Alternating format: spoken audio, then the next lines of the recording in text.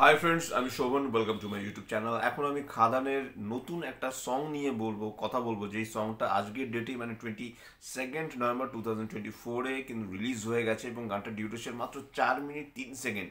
কিন্তু গানটা কিন্তু আমার মন ছুঁয়ে গেছে। গানটার নাম হলো হায়রে বিয়ে। এখানে দেখানো হয় যে বাবা দেব তার বিয়ে হয়ে গেছে। এখানে দেবের যে দুটো ক্যারেক্টার আসতে চলেছে সেটা আপনারা সবাই অলরেডি জেনে গেছেন, বাবা দেব এবং ছেলে দেব। এবং এখানে কিন্তু আমার দেব এবং বরখার যেরকম কেমিস্ট্রিটা ভালো লেগেছে, সেরকম কেমিস্ট্রিটা ভালো লেগেছে কিন্তু দেব এবং যিশু সেনগুপ্তর দুর্দান্ত লেগেছে। এবং দেব এবং বরখা যেরকম লাল ড্রেস পরে নাচছে, আর কারো লাল ড্রেস পরা নেই, আর একটা মেয়ে লাল ড্রেস পরে আছে। তার কারণ রয়েছে, সে আবার হয়তো বা কোনো কারণে যিশুর গার্লফ্রেন্ড, বা হয়তো যিশুর সাথে তার বিয়ে হওয়ার কথা আছে, এরকম একটা ব্যাপার হয়তো গানের মানে মুভির মধ্যে হয়তো আছে। তা গানটা কিন্তু, গানের কথা, গানের লিরিক্স, গানের মিউজিক ডিরেক্টরের দায়িত্বে আছেন নীলায়ন চ্যাটার্জি। আপনারা সবাই জানেন যে দেব এন্টারটেনমেন্ট ভেঞ্চার্স বা সুরিন্দর ফিল্মস কোলাবোরেট করে খাদান মুভিটা আসছে ডিসেম্বর 2024-এ। এবং দেবের কিন্তু অলমোস্ট গত কয়েক বছর ধরে যে কটা মুভি রিলিজ হয়েছে, তার মুভির গানে কিন্তু নীলায়ন চ্যাটার্জি কিন্তু অলরেডি লিরিক্স, মিউজিক এবং মিউজিকের মানে সিংহভাগ তিনি সামলেছেন, এবং সেটা কিন্তু কোনো অংশ কমতি নয়।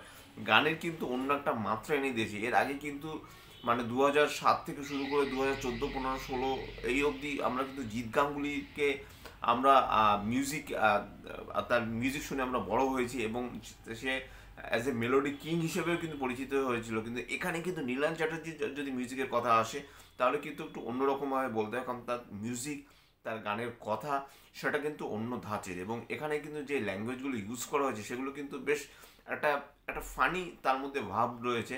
এবং কে বলেছে দেব নাচতে পারে না? এখানে কিছু দেবের যদি আপনি ডান্স স্টেপগুলো যদি খেয়াল করে থাকেন, সেটা কিন্তু অসাধারণ। হ্যাঁ, এটা ঠিক। এর আগে দেবের রাজা রাজা সেখানে তিনি যখন নেচেছিলেন, সেই নিয়ে প্রচুর কন্ট্রোভার্সি তৈরি হয়েছিল যে দেব নাকি সেভাবে নাচতে পারে না। সেই জিনিসটা কিন্তু অ্যাকচুয়ালি ঠিক নয়।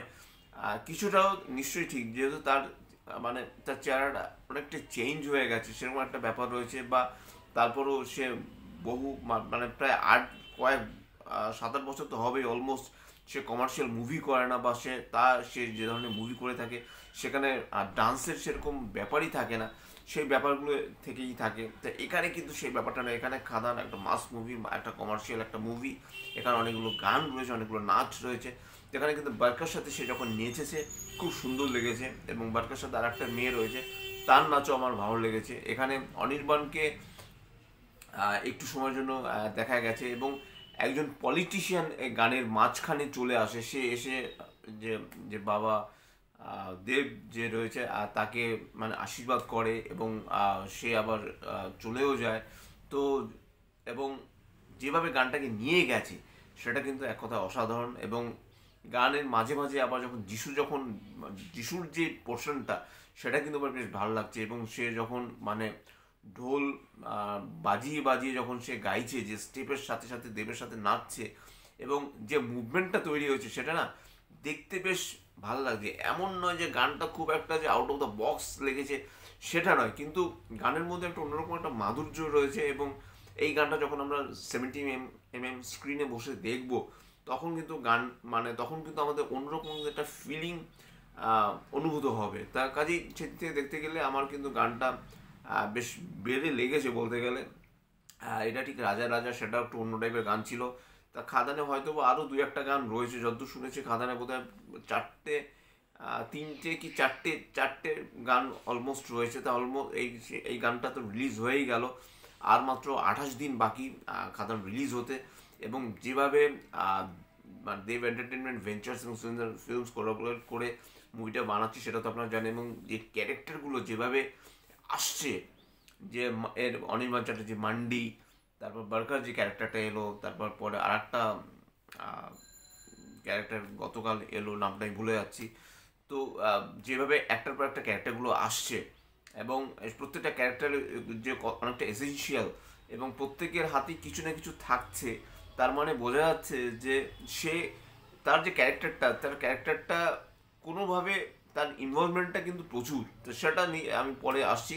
আবার আমি যদি গানের কথায় চলে আসি, গানটা আমি বেশ কয়েকবার দেখলাম, গানটা কিন্তু সত্যি একটা অন্যরকম একটা ভাবমূর্তি তৈরি করেছে গানটার মধ্যে, এবং গানের যে কথা এবং গানের যে ল্যাঙ্গুয়েজ সেটা দেখে বোঝা যাচ্ছে যে এটা হয়তো বা এমন কোনো একটা অঞ্চলের একটা গান, এবং সেই গানটা মানে গানটাকে ঘিরে যারা যারা রয়েছে তাদের পোশাক আশাকও যদি আপনি খেয়াল করেন দেখবেন একটু একটু অন্য প্যাটার্নের। কাজেই সেদিক থেকে দেখতে গেলে যে এটা একটা আঞ্চলিক গান টাইপের হয়তো এখন নীলাঞ্জন চ্যাটার্জি লিখেছে, সুর করেছে। আমার কিন্তু নীলাঞ্জন চ্যাটার্জির গান বা তার গানের কথা যথেষ্ট ভালো লাগে, এবং দেব এন্টারটেনমেন্ট ভেঞ্চার্সের তরফ থেকে এবং সুরেন্দ্র ফিল্মসের তরফ থেকে যেভাবে গানটাকে নিয়ে আসা হয়েছে সেটা এক কথা অসাধারণ। দেবকে দেখতে ভালো লাগছে, দেবের ডান্স স্টেপগুলো অসাধারণ, দেবকে লাল ড্রেস পরে খুব সুন্দর লাগছে। এবং এই যে বিয়ে হয়ে যাচ্ছে, তারপরে কি হতে পারে বা কি হবে, এই জিনিসগুলো নিয়ে যে একটা একটা কিছুটা ব্যঙ্গাত্মকভাবে গানটাকে যে সেলিব্রেট করা হয়েছে, যিশুও যে এত সুন্দরভাবে গানটার সাথে জুড়ে গেছে, যার জন্য খুব ভালো লাগছে। এবং এমনও হতে পারে যে এই গানটার পর হয়তো এমন কিছু একটা হবে, কারণ অনির্বাণকে কিন্তু আমরা সে পলিটিশিয়ানের সাথে কথা বলতে দেখছি, সে গাড়ির সামনে দাঁড়িয়ে রয়েছে। তো হয়তো বা এরপরে এমন কিছু একটা হবে যেটা আমরা হয়তো বা কল্পনাই করতে পারবো না। তো যখন মুভিটা দেখব তখন না হয় ব্যাপারটা নিয়ে আমরা আলোচনা করব। তো এখন এতটুকু বলতে পারি যে গানের কথা, গানের মিউজিক, গানের যে এনভায়রনমেন্ট, গানের যে কোরিওগ্রাফ, গানের যে কালার প্যালেট, গানের যে আর্ট ডিরেকশন, প্রত্যেকটা দিকই কিন্তু মোটামুটি আমার মন ছুঁয়ে গেছে। আর দেবকে নিয়ে তো কোনো কথা যাবে না, আপনারা সবাই জানেন আমি দেবের প্রচণ্ড বড় ফ্যান। তাই মানে এই নয় যে রোজ দেবকে নিয়ে ভিডিও বানাবো, সেটা নয়, কিন্তু সব মিলে কিন্তু আবার হায় রে বিয়ে গানটা আমার দুর্দান্ত লেগেছে।